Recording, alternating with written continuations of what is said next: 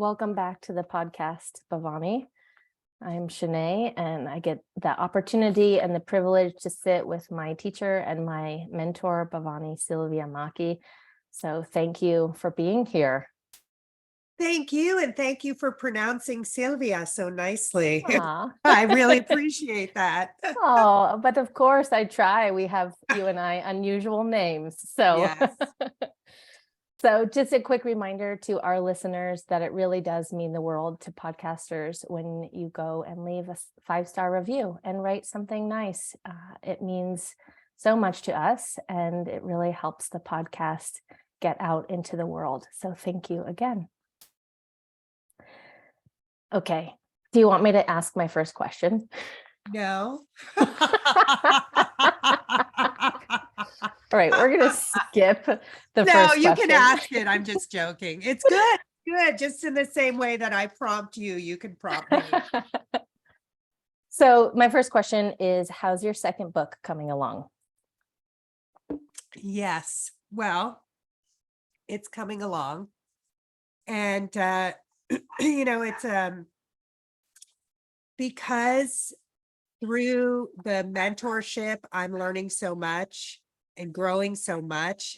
It's really challenging because there's pertinent things that I want to. The body of work is becoming more and more profound.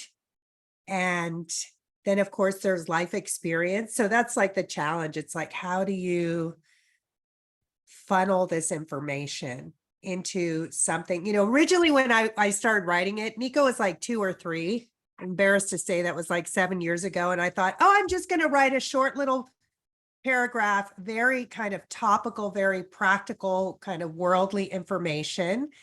And that happened quickly. And then as I went back, it was like, it was really hard not to touch into the deeper layers. So I've written that book actually probably 5 or 6 times already, but I keep reviewing it and editing it. And now as I'm saying that, I realize, well, that's what happens with the sutra. You're meant to revisit them over and over again, but it's coming along. It's a deep practice. There's times where I create for myself, oh, I want to finish it, this year. And then I realize that just creates unnecessary anxiety. And I'm not writing from a place of chitta vritti nirodha. So at this point, I'm less focused on producing a product and more interested in the process. So it is coming. And of course, there's they're not really interruptions, but I'll have a teacher training, or travel or general classes or workshops. There's so many things going on that getting into the space, creating the space to do it. And then when I do it, it's like, it's just a full on immersion. So I'll spend, 6-7 hours a day on it for many days at a time. So it's really the deepest practice for me is that writing, and how can I communicate the heart stream in a way that is clear, but also touches people from the inside out. So yeah, it's coming along, and God only knows when it'll be done. I also realized that it's 2 books, because when I first thought I was going to do it, it was going to be the first and second padas. And now because it's become more deeper in its scope, it's clear that it needs to be 2 books. Yeah. Thank you so much. For me, what sparked that question is that reading your first book, it took me 5 years. And I'm reminded of Clarissa Pinkola Estes' book, Women Who Run with the Wolves. She said it took her 20 years to write it, and so it should be savored. And I feel the same way about your first book, is that it's not to be read, for me personally, cover to cover quickly, that it's meant to be taken as, I can only assume you wrote it in in small doses, very, very poignant, very important teachings and stories in there. So I'm excited when book 2 and 3 come out, and I honor the process for Well, you're sure. getting the juice in the mentorship, I have to say. Yeah. And so, the mentorship was going, and then I had my writings, and it was like, oh my God, I need to merge these two even more, which requires me to then, it's profound. There's a lot there. I could spend lifetimes in this process and savoring it. It's not even that it's work, but it's just such an incredible penetrating experience. And then of course, you can't just be unpacking a sutra and exploring it without it percolating that stuff coming up in your life. So it's always like, oh my God, yeah, this is what I have to look at. And here it is. So you're sitting with that. And it's very humbling. It's a very humbling practice. Yeah. Yeah, I know. I'm so amazed at people like our friend Mariana Kaplan, who just puts out a book, so quickly in the stream. And I go, what's wrong with me? But it's just different. It's just different. Yeah. Yeah. Yeah. Well, it's exciting.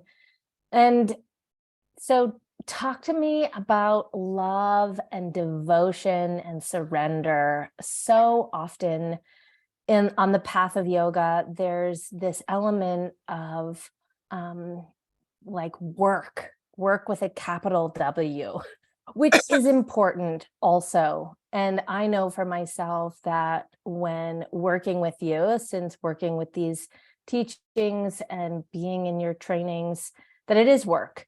And that I also get this element of softness. And so these words, love, devotion, and surrender, as they arise in the tradition of yoga, and even more specifically in Patanjali's Yoga Sutra. Yeah. I mean, honestly, we could do a session on each of those. And it's interesting to look at the interface between them. So let's start with faith. Let's start with faith, or, more specifically, the word that Patanjali uses in the 20th Sutra. And he lists it first. So this is called hagiography, where there's a reason. It's almost like when you're looking at the ingredients on a label, whatever constituent is listed there first is the one that's in the greatest amount and concentration. So it has priority. So the first one that he lists is Shraddha. And it's difficult, as we've talked about before, because we don't have nomenclature that really accurately describes the the feeling, the sentiment, the intention behind the words. So we have to be careful we don't get stuck in the words, but we listen to the heart stream. So da, we know from dhyana, from dharma, from svadhyaya, and da means to put together with and to hold. So it's like the container. And shrad is to reassure ourselves with the truth. And we've spoken about how truth is not a static axiom. It's not a sweeping platitude, but that it has movement within it. So understanding that we're seeing pieces and parts of the truth, we're getting glimpses, but we're never really seeing the whole truth. And loving the fact that there's so much mystery behind it. And so let's touch upon Ishvara Pranidhana, which is that sense of, surrender doesn't really do it justice either, because it's not like, when we think of the word surrender, it's usually defeat or collapse or caving in. But this is almost like a sense of dissolving in the wonder and the magic And so in our Western culture, we don't really hold that much space for magic. And in yoga, it really is magic. It's like just the wonder of it all that we could have these incredible teachings, which were transmitted in this language that is an angelic, a language of light, a language of vibration, and Samskrita is so wonderful. So it's like instead of, you know, one of our biggest problems is that we think we have to be good at everything. And, this is something that came up in the Sutra mentorship, like rejoice that you suck at things as well, and fail gloriously. And that sense of humility and that sense of playfulness, we don't have to be the best at everything. That's not the solution either, because that just creates more hierarchy, and we can see where that's just an insidious tendency that keeps eating us from the inside out, right? So to realize that, like, oh my gosh, I'm seeing little glimpses of the truth, and there's so much that I don't see. So Shraddha is it's the heartfelt commitment that we're curious, and we don't have to be good at everything. We don't have to know everything. And in that choice, we realize that we can be learners, and love is really the action of being willing to learn about others and about yourself, and then even the larger context. So it's not so much about sublimating the ego or conquering the ego, but realizing that the ego has a greater function in life. So Shraddha is, our devotion to that. It's the sense of like, okay, I have my needs, and we're in such an individualistic kind of a culture, particularly in the United States and the West. How can I make my mark? And Sarah, who shared at the end of the mentorship yesterday, said something beautiful. She was like, I realize now, or no, maybe it was, well, Sarah and Andy, they're both artists. It's more about being part of life's beauty making. And so Ishvara Pranidhana is where we feel ourselves as being part of a larger creativity. And when some great piece of work, like, I feel really good about my first book, The Yogi's Roadmap. I pick it up and I'm like, oh my God, who wrote this? Like it was so much bigger than me. There was an alignment. There was a desire within me. There was a desire from my students. Give us something we can hold on to. Like, this is so rich. How can I tune into this? And so it's like the students asked for it.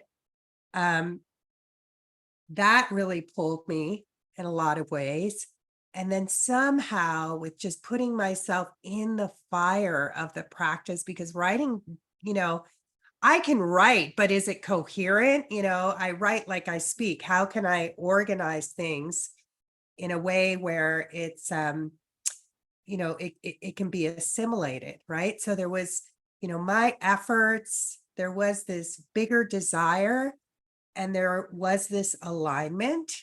Something happened, and all of the wisdom that has come my way through all the Mahatmas, the great beings that I've been around. A lot of what came through that book was also insights from students, and really Shraddha is that sense of, I'm a student. I'm here to learn. I'm here to grow in love. And it sounds real good, but where's the effort behind it, And that's where, having practice, even the word practice almost seems flat and kind of like pedestrian.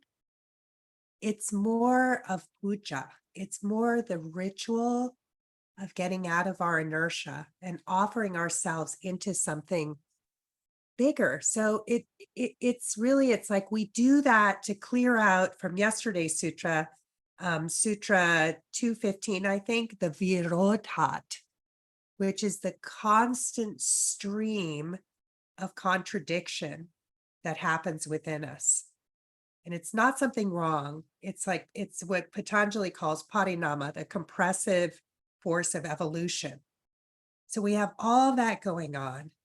And, we go to practice and we'll probably bring some of that into practice. But if it's a really functional practice where we're connecting to breath, as soon as we connect to breath, we're connecting into a larger stream of something. So it's a way of connecting to life with a sense of purpose.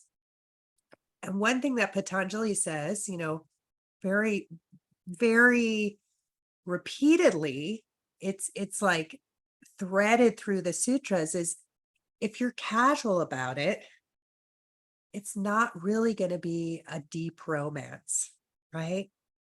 So that investment in ourselves, and our investing of ourselves with consistency, with conviction, that we're there to, oh, this is interesting, because practice isn't something that builds up, it's seeing what you can throw away. I would say it's even seeing what you can offer up. Can I offer this up? Like my own sense of inadequacy, or the the dukkha samskara vritti virodascha in Sutra 215, which is that life is continuously frustrating. I want to do good, but there's all these wrenches that seem to be thrown in the mechanism of my own design. So we're kind of offering that up. And in doing that, we connect to a greater reality. It's that rotation of our egocentricity. And we realize, like, okay, there's something bigger going on. There's something more creative than what I can even see. And that's the practice of being a renunciate. When we see, okay, there's a greater good that I am not seeing. And I've just got to let go into that. So really, we need to really reevaluate the words that we use and what they mean for us. Because Patanjali says, as long as we have contingencies around ideas like love, we're going to experience distress. Now, we have to hold this into context.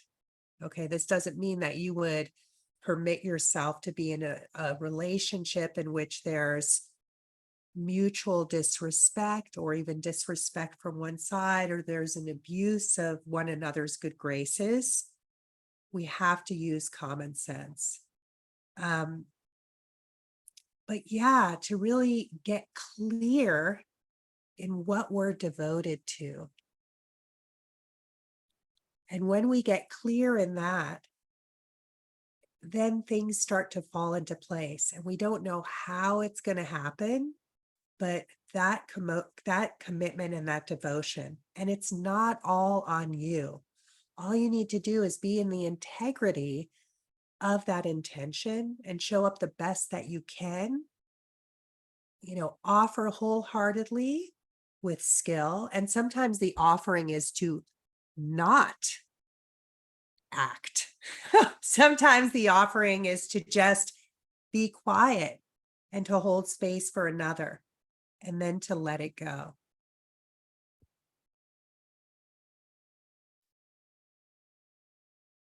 Wow, thank you so much. I'm hesitant to shift gears because there was a few things that you touched on. Sure. And I'd love to just, if you have more to say on this word practice, because and the element of offering it up, because what comes to mind is, as a very new person to yoga, I needed something to do. And maybe that was because of my age. I came to it very young. And so it was like learning all the things and getting all the things. And maybe over time, there was this sense of offering it up.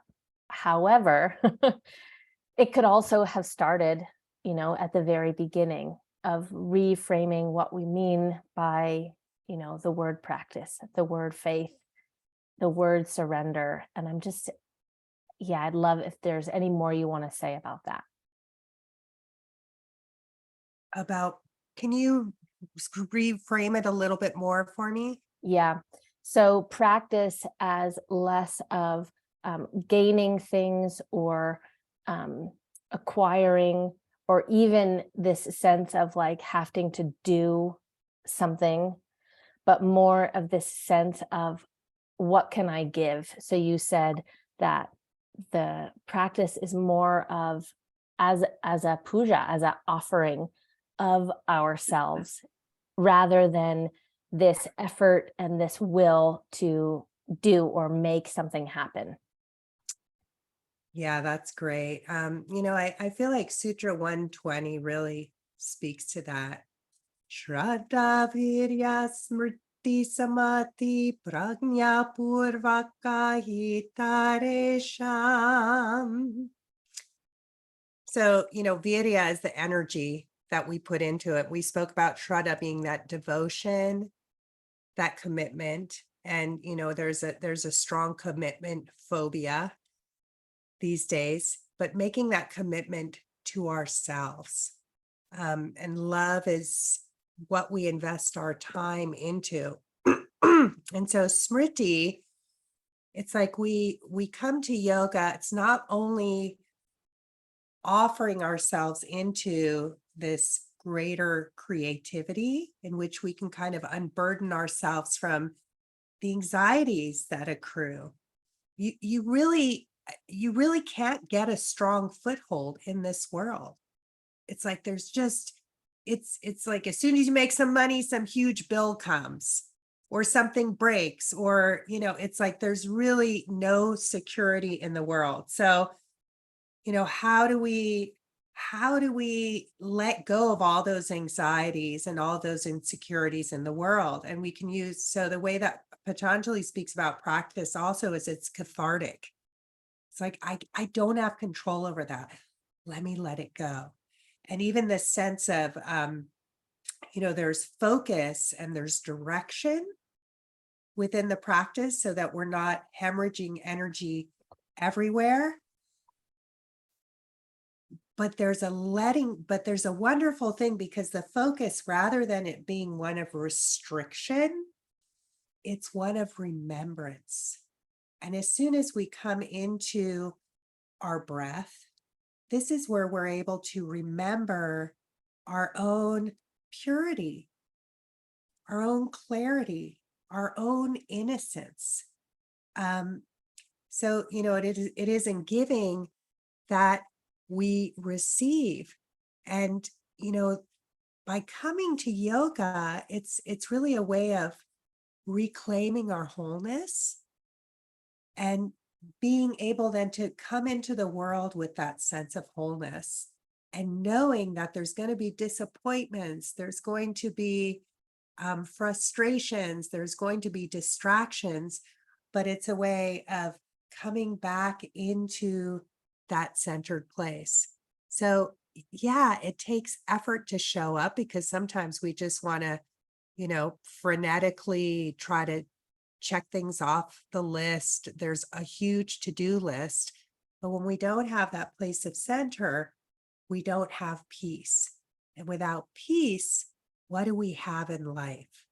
So interestingly enough, I'm really trying to express this in a way which is not making the unrest bad, or the frustration bad, or the fact that you have urges or ambitions bad, but to see it as all part of the evolutionary process. So I would say I can't think of a single time in my life where I've come out of practice and not had sense of a greater context and a greater reality. And it's humbling in the most beautiful way, like humbling when you're walking in a beautiful place in nature and you remember that you're part of this. And then you go, oh my God, my world had become so constrictive in the little room that I was living in, or the world that I was living in, and I am part of this greater place. So I think Mr. Iyengar said that, initially it takes tremendous effort to practice. It's like, oh, I got to lift my kneecap. I got to do this. I got to show up. I got to, all of these things. And then eventually what happens is that um, it doesn't require so much effort. It actually cultivates joy. You feel joy in the experience. And it takes a lot of, part of Shraddha, part of being, really developing like committed love. I have to say that we're at 29 years in my marriage. I feel like we're just figuring it out, Shanae. So Shraddha, like stay with it. Most relationships don't last that long, or they last a long time, but they're really unhappy. But if you really work it, and of course it's like yoga to the max, as we say in Hawaii, because it's humbling, and and looking at the larger context of the relationship, not just your needs, not just their needs, not this dyad, but feeling that, okay, this is where that love is growing us. And somebody who's committed, which was more my husband. I was the person with the foot out the door most of the time. What can I say? It's embarrassing, but like his level of commitment, I would say I'm more of a grower though, at the same time. Where you're finally coalescing, and it took so much energy and so much effort, and so many times you think like, this is it, I'm out, it's over, and you're not, because you're still growing and learning in that process. So it's so beautiful to see and to be a part of that seed. Like, what brought me here? And that's a question. That's a question that we're going to keep, asking and revisiting. We thought we came to yoga because we were young and we were bored, or because we had back pain, or because our friend brought us, or whatever. And it's that question that we're never really going to know. It's like we're seeing a little piece of it again. And I feel like the more that we develop our capacity for transmission in our body, for listening to our bodies, to listening to the wisdom that's encoded everywhere, we just start to see like this larger design, and it's wonderful. It's a wonderful thing. I knew there was more you wanted to say. You're so good at pulling it out. Oh, it's so great, that clarity. So yeah, so what would you say to, the student that's like, I can't come, I didn't sleep last night. There's a reality to all of these things. Or I can't come, I tweaked my back. Like, there's a time to stay home and rest, and then there's a time to like make efforts toward putting ourselves back together again. Do you have thoughts about that? Yes. I mean, of course, you and I are on fire. Our hair's on fire. So there's a part of us that, wants to say, listen, this is actually the time. If we only came to yoga when we were feeling 100%, we would never do yoga, and we probably wouldn't need it. Okay. So there's that aspect, and it's challenging, because there's also, when is this, the student's process? So we want to offer encouragement without feeling like we're soliciting them for yoga. And that's a tricky thing. But I would say, you know, my approach is softened. However, if I'm offering a training, it's like, hey, you need to be here. And even if you can't do it, just sit and watch. Just be in the space. And invariably, those people say, I learned so much just by watching. I learned so much just by being there. So there's not really a clear answer. And maybe, maybe a good way to say it is, oh, I understand, I remember that too. And that when that happens to me, it's a tricky thing. And the right answer for that person might not necessarily be that they come to class. But you can share in your experience, like, I found that I wasn't getting rest, I wasn't able to sleep. And by, doing the yoga, it helped me to calm my nervous system, or even say to that person, hey, if that's going on, have you thought about doing yoga when you can't sleep? Like do a little lay down with your legs up the wall, or, do a little bit of, a little bit of pranayama breathing practice, nothing that's going to excite the nervous system. So it is challenging, and you're probably not going to do it the right way. So you just don't know. That's that kind of part of Shraddha, but you can speak from your own heart. And, you just have to kind of tune into it. Everybody has their own ripening process.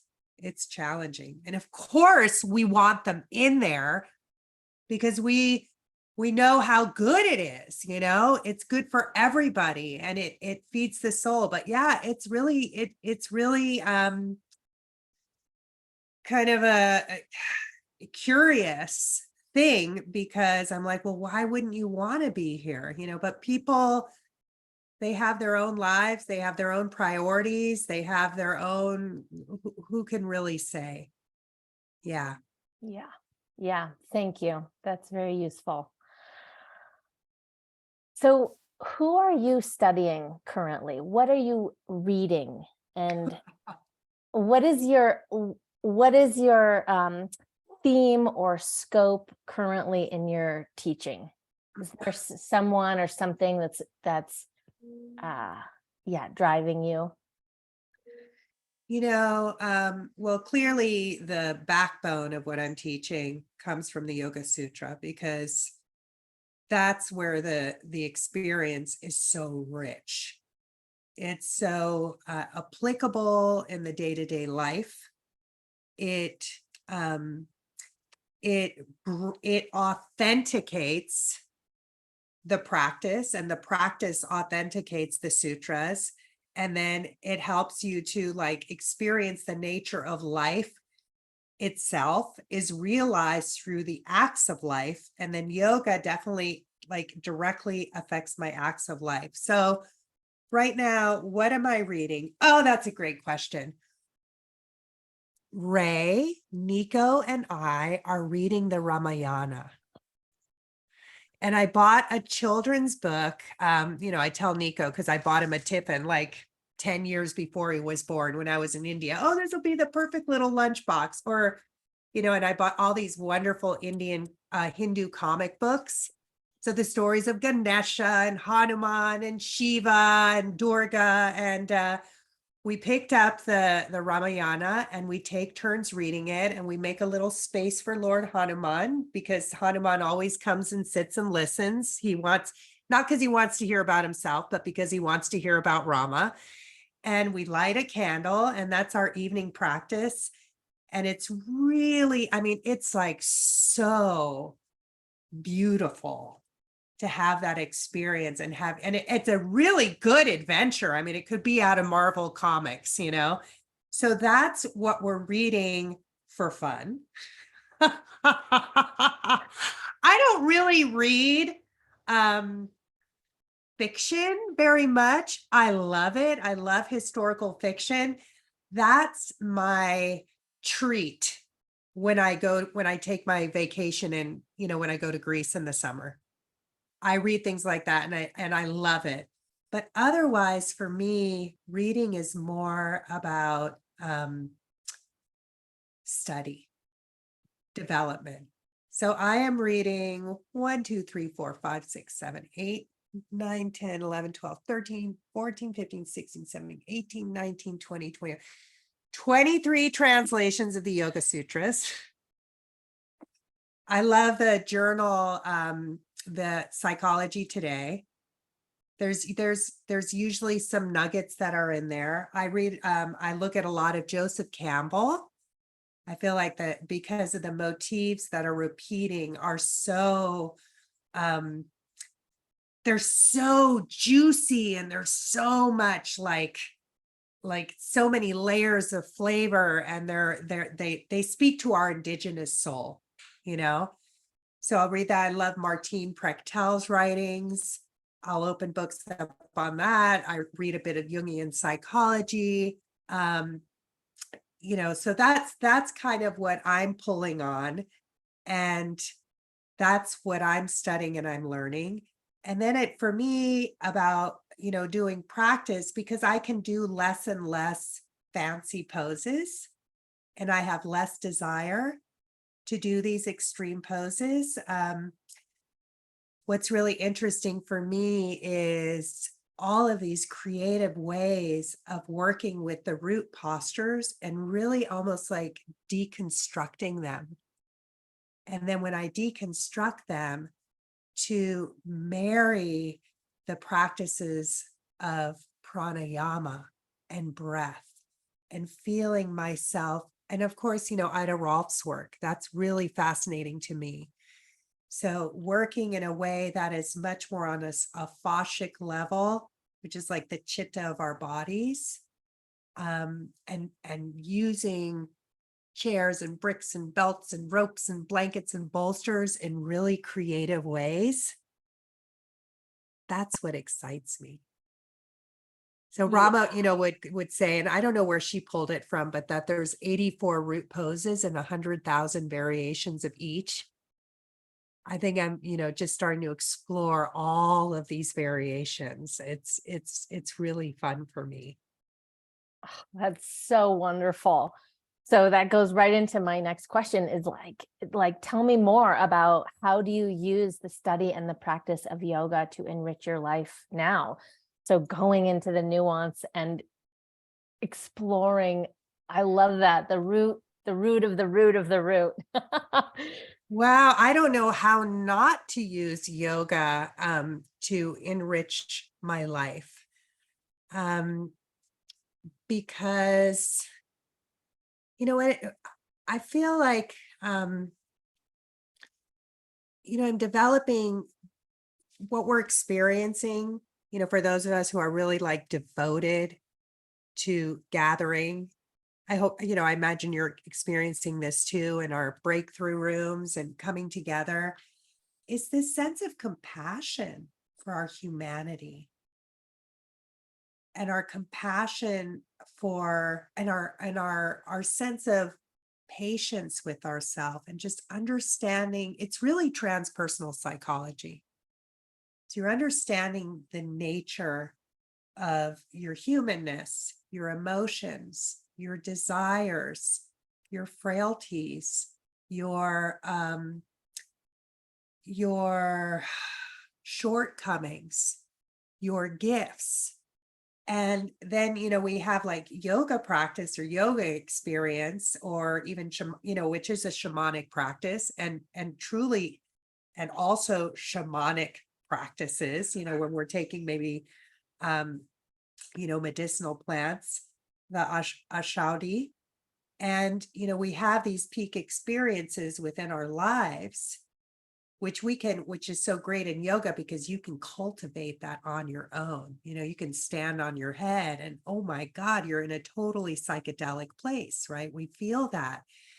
So with transpersonal psychology, it's understanding our humanness, understanding the fact that it's not just about those peak experiences, but like, how are we going to be functioning human beings in life and not use these high realizations to shrink our sense of self? So how can we take this incredible ideology, philosophy, and marry it with our psychology? So that's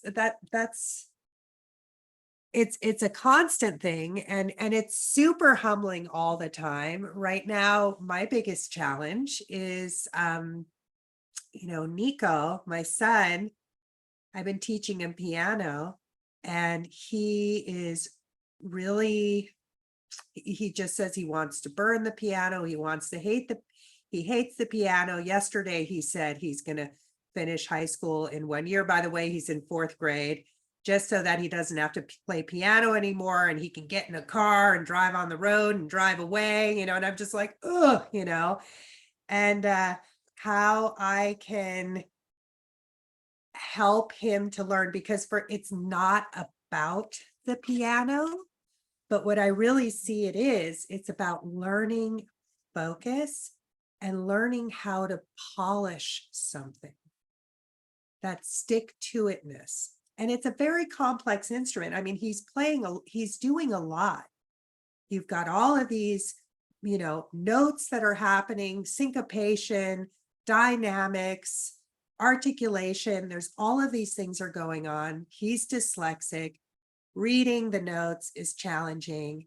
And, getting him, like helping him to face the challenge and see that he can do it without me turning into my father.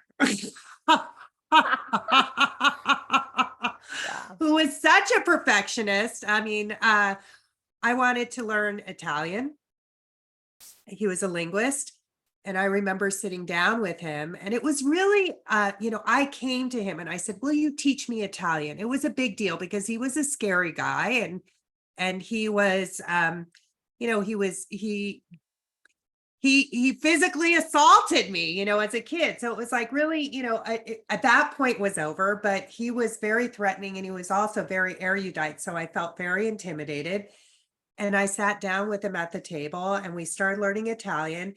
And we literally spent 30 minutes on me trying to pronounce one word correctly. Io sono, io sono, io sono, io sono. And I couldn't do it to his satisfaction. And I felt so frustrated, and I felt so like unworthy and stupid.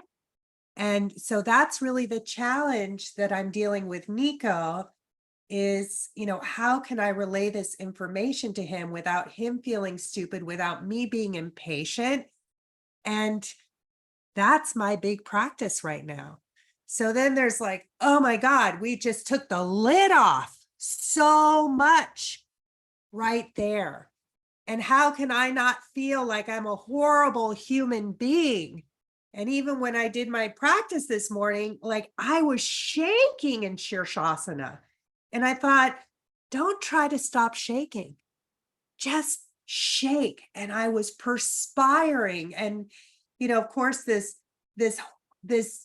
very painful reality that the cord is going to be cut sometime. But now here's my kid telling me, I can't wait to get the hell out of this house. It was like, it was so raw. It was so real.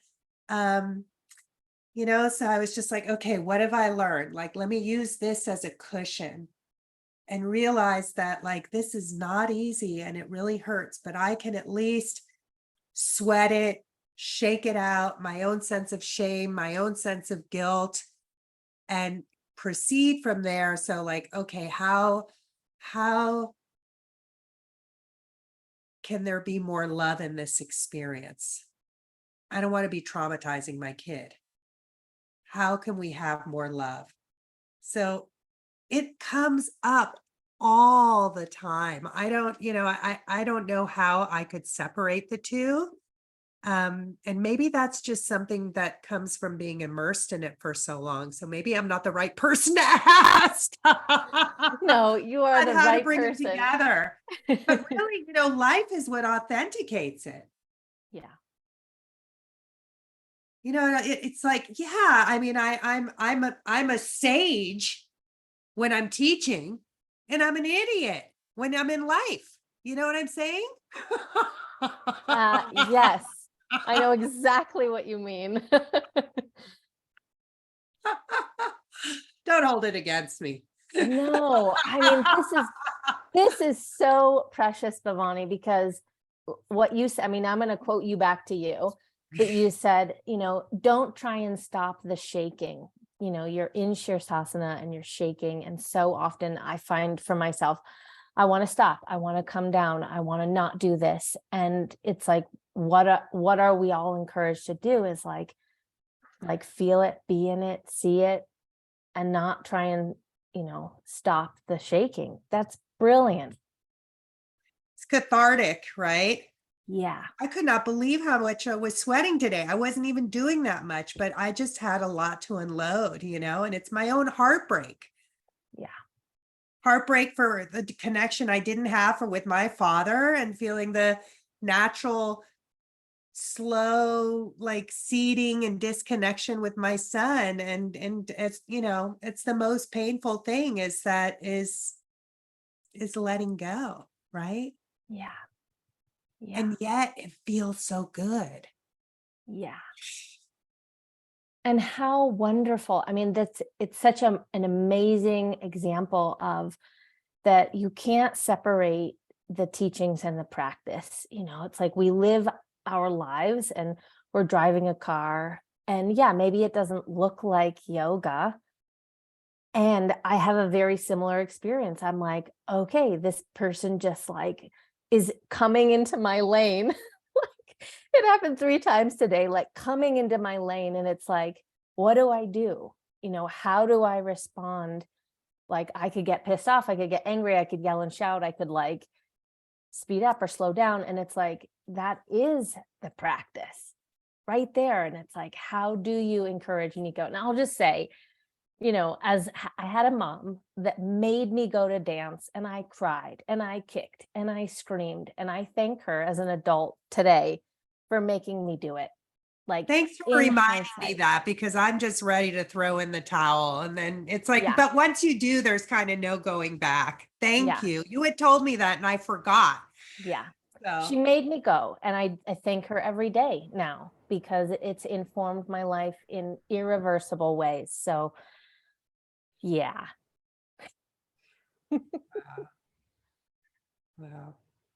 What encouragement would you give to someone who's in it, either grappling with the practice, with trying to cultivate a practice at home, or something that I just thought of as grappling with seeing these things as so separate, wanting to be in the experience of yoga all the time and thinking that maybe doing the dishes or, teaching your son piano is not yoga. And so what advice would you give to someone who's, wanting to incorporate it as a life's practice? Um, little bit of spiritual study goes a long way. A little bit. And if it for you is, ultimately first thing in the morning is a great thing. If you can pull it off, maybe it's just 5 minutes, and centering yourself around that, it'll help you to reframe and recontextualize your experience. And if you're a yoga practitioner, I mean, ultimately, I feel like, the Yoga Sutras are so clear, and pick up a beautiful translation. There's a lot of them they meet you at different places, and there's certain ones where I was like, oh, I don't get this at all. And then later I ended up loving that teaching. Rama's translations are so gorgeous. Nishala Joy Davies translations are really beautiful. because they're heart-centered. The Yogi's Roadmap is written so that you can just crack open the book. And, it's not necessarily even meant to be read from cover to cover, but opening something up, reading a little bit of Yogananda's teachings or something, somebody who's, if you're a yoga practitioner, stay within that stream, but it doesn't necessarily have to be. If you're new to yoga, I would say do that. And it's so helpful.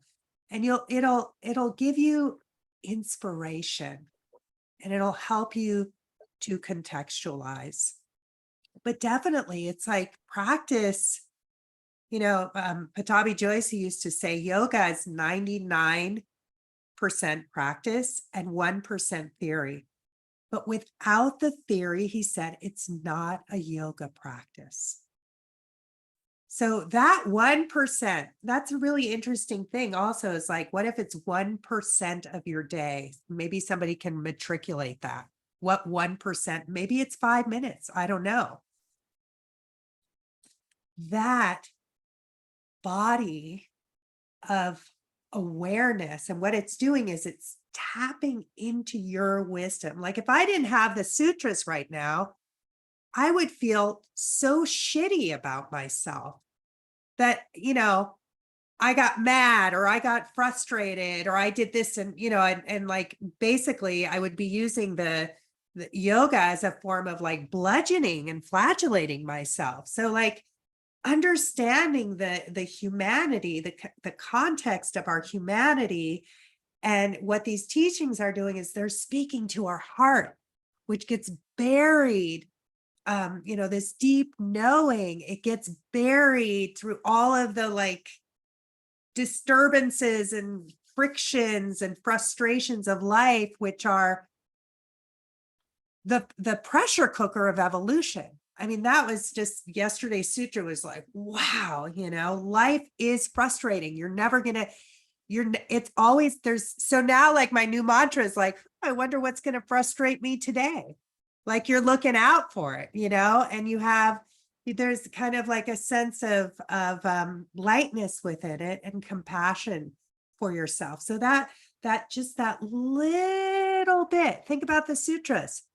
They're short, right? I mean, if we were native Sanskrit speakers, that would be enough. But with the study, all you have to do, all I got to say is Shane, Shraddha Virya, and you're like, thank you. It says so much. It taps in. And so that little bit, it grows within us and it's accessing what's in us as well. And it really, I mean, talk about coming full circle. It's what feeds my Shraddha, my commitment, and my devotion.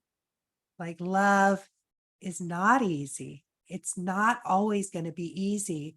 And it's also that sense where you don't insist that you always have to feel good or have it together. Like I suck at a lot of things, but I'm getting better, So it's like not about the perfection, but I'm progress because I'm taking myself on. And, with the context of my child, it's like, I really care about him. And it's like, I'm not doing it for myself, but I care about him. And I know that I'm going to give him like, certain neuroses of mine are going to be passed on. It's inevitable. But how can I help him the most without enabling him? So I feel like, hopefully everybody, with the inertia thing, it's like find something that really matters to you, something that's meaningful to you.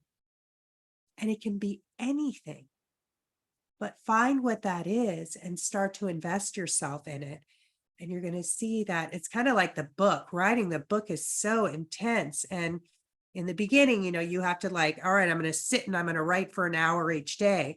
And then as you put like energy into it, you realize that like, this is a body of work.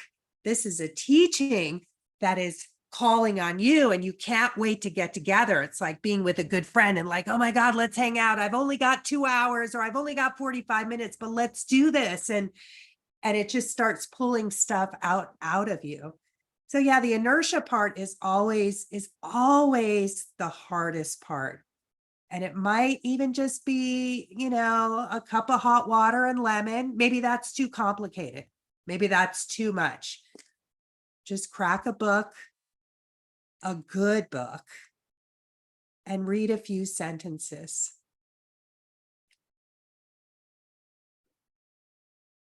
Yeah. Jai Ma, thank you so much. This is just so wonderful to sit with you in conversation. And I look forward to the next time we get to do this.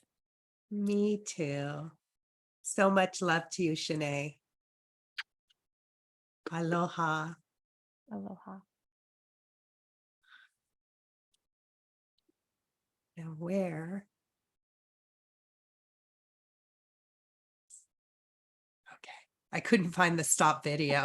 I was like, please tell me we recorded this. Holy shit. We did, but you're still recording and now I can't see you. Now that I've outed myself, I'm a sage when I'm teaching and an idiot in life. Oh, that's awesome. I love you so much, but I can't, your video's gone and you're still recording. Is it still recording? Still recording. Well, how do we get it to stop? Where is the, oh, there it is.